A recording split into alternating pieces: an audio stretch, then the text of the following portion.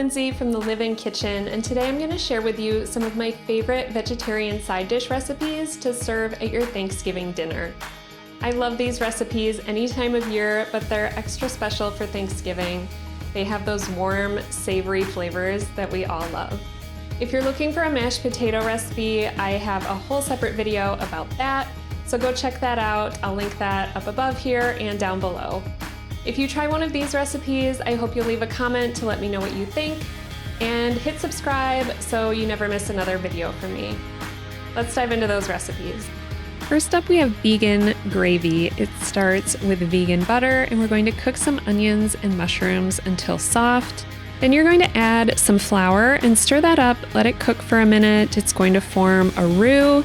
But first we're going to add it to a blender with some vegetable broth, soy sauce, Worcestershire sauce, ground sage, salt, and pepper. Get this nice and smooth.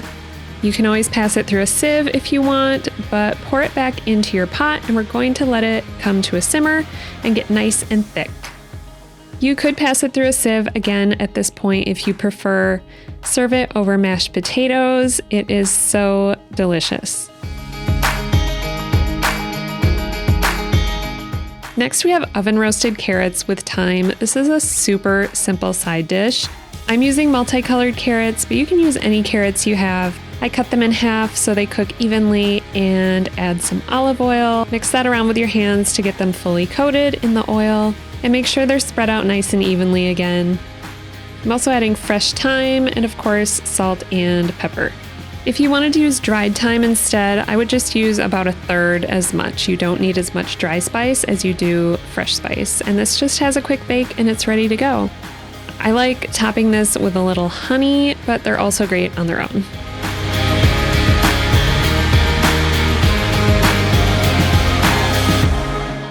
Next we have pumpkin soup. This is a nice thick puree style soup.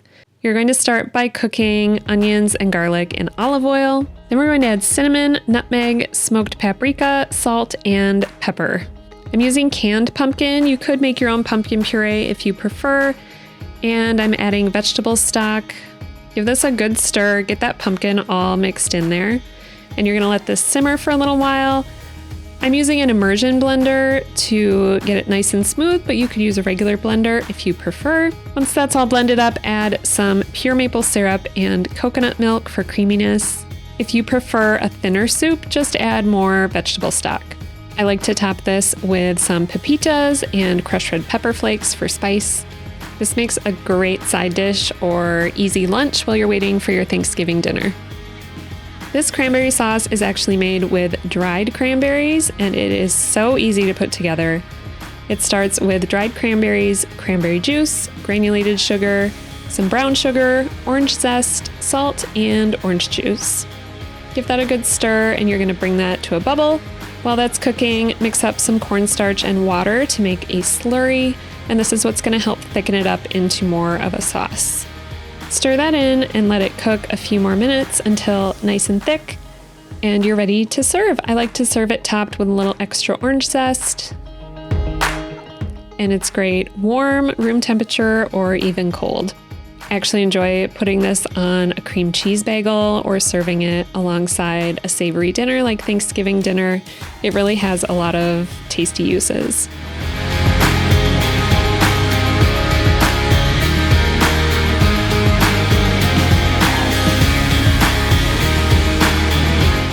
Finally, we have cornbread stuffing. This is one of my favorite stuffings. It uses my moist and fluffy cornbread recipe, but you can use any cornbread that you have. Break it into pieces and give it a bake to dry it out. Then we're going to melt some butter in a pan and cook an onion and celery with some salt and pepper. Next, add garlic, fresh sage, and fresh thyme. This is what's going to give you that wonderful Thanksgiving stuffing flavor. To that, I'm adding vegetable stock. And then you're going to mix all that together with your toasted cornbread, along with some pecans. I love the crunch and the flavor of the pecans in here. It helps keep it so savory and just a lot of different textures going on. Spread this out in a pan, give it a bake, and you're ready to go. This is so easy, so flavorful. I hope you'll give one of these recipes a try this Thanksgiving. My favorite is definitely that cornbread stuffing. If you enjoyed this video, please give it a thumbs up and hit subscribe down below so you never miss another video from me. I'll be back soon with more recipes.